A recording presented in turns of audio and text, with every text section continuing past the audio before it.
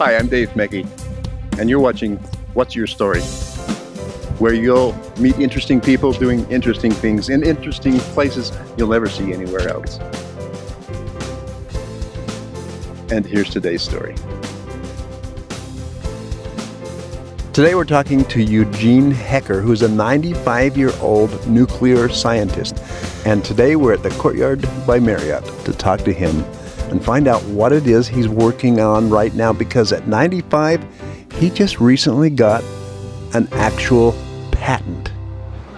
So today we're talking to Gene, formerly Eugene Hecker, who is a nuclear scientist, so to speak. I'm a TTI.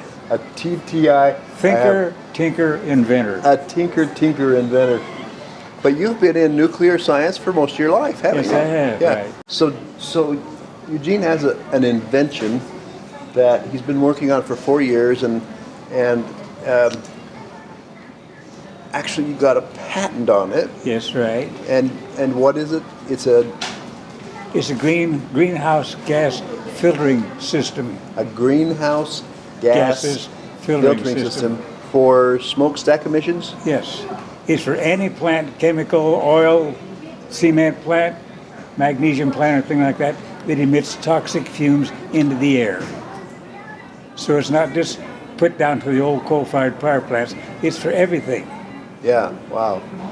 Now, So India has got a proposition they're going to make 544 more coal-fired power plants. holy, 544. and 44 more coal-fired power plants. They're getting most of the coal right now from Australia. Wow. But being as they're shutting down all of our coal-fired plants here, the mines are shutting down. Yeah. So they figured out if they could transport that coal over to them, it'd keep the mines going. So Wow. it's quite a proposition. They got, Yeah, we're talking, coal, of all things. We're talking some dirty pollution. Right.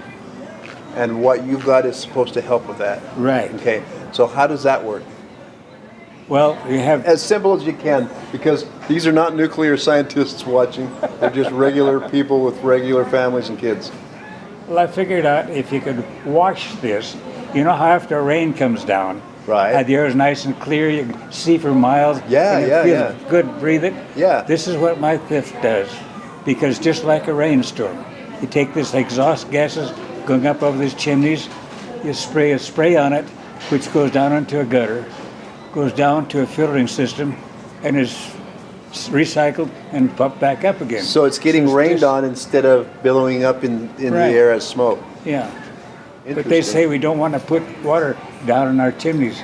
I said, well, what chimney? I said, when this works, you can cut down maybe 2/3 or 3/4 your chimneys up there, Yeah. which is very expensive to build. Yeah. So they can do that, just put this right out there, and Yeah. all it do is let steam coming out. Yeah, so now you've got all this water that's washing stuff down. Where does that go? It goes down into a filtering system. Now this is something like a riffle box that they had to get out gold.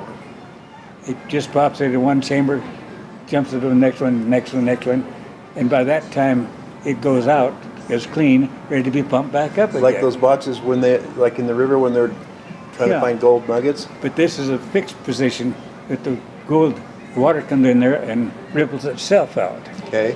So if the particles will fall down to that, they can take and open up the valves on the bottom of this thing and extract out what this thing had collected, which would be your ashes, your tar, and your mercury and thing like that. They'd have to have a laboratory with a guy with a gas mask on, because you don't know what kind of fumes are going to come out of there. Yeah. So it might be very poisonous. So the water goes one direction and those particles go another direction. They settle down to the bottom of the riffle box. And once it's settled down, where does it go? Just Well, you just have buried somewhere? valves on the bottom of it. You can extract what these filter boxes got. If you want to put it out in the ground or make it in asphalt or something like that. Okay, I don't yeah. know. Yeah, that would be good, huh? Making an asphalt type of thing. Now, if I remember right, you were talking about some way that you can use that water for another positive purpose. Right. So Now what- this being as it's filtered out, It's CO2 enriched water. Okay. This can go into algae farms, Ah. which will grow the algae at a faster rate. They can accumulate that and get their fuel out of that, which is a year-long operation. You don't have to rely on corn to come up to make ethanol or thing like that. So they can use the algae for power? Use the algae for power. I had no idea. It's called the green scum power. Wow. Green scum Power. power. Huh. It's where they take the The algae. only time I've ever seen algae is at the health food store when it comes in a little bottle and you take Well, those little algae pills. Well, you notice a lot of these people take their dogs down, they throw a stick out there, and the dog swims out through the algae to get the stick. The dog dies Wow. because Really? it's poisonous. The They algae had the is? whole Erie Canal had 30 miles of this algae growing on the bank there. Couldn't let anybody go swimming in it. They couldn't go fishing. They couldn't do anything like that because this algae was there. Wow. But if they could just take an air scoop and scoop all this thing up, dry it out, press it, refuel. How do you like that? Wow. That's amazing. Okay. We people who get up in the morning and go to work and do a job, a routine job, and come home and watch television at night or chase our kids around the house or whatever, we don't think of these things. Yeah, right. This is amazing.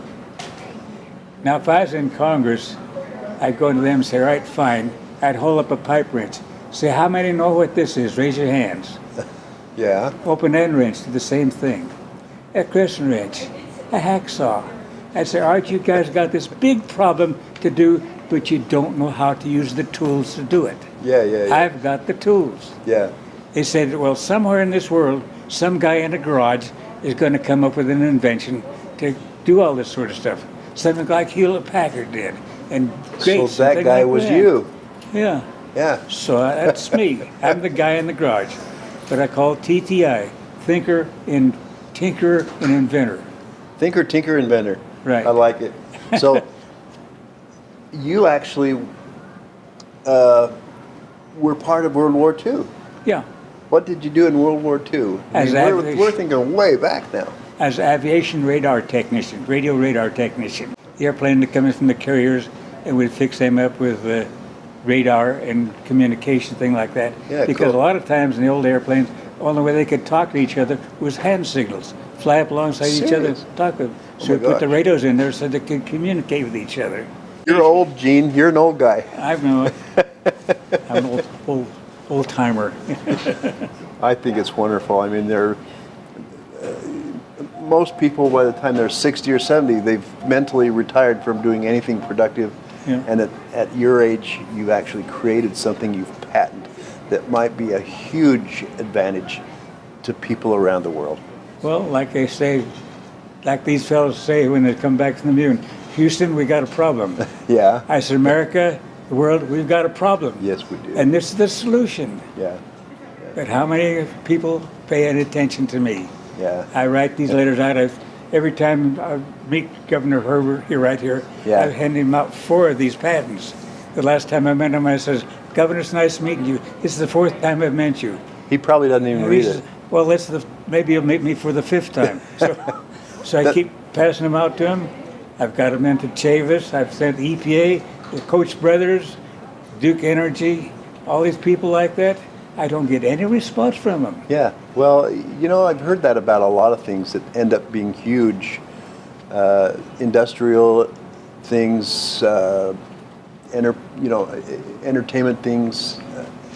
Well, now, So persistence is huge, and I think with a little bit more continuing persistence, even at age 95, yeah. something's going to happen soon, and that's the reason we're doing this show, is so we can Right. create some attention for it. Well, the EPA was going to shut down this power plant up there at Helper, Utah, because it's emitting out too much toxic fumes. So before they could do that, they said we'll shut down the plant.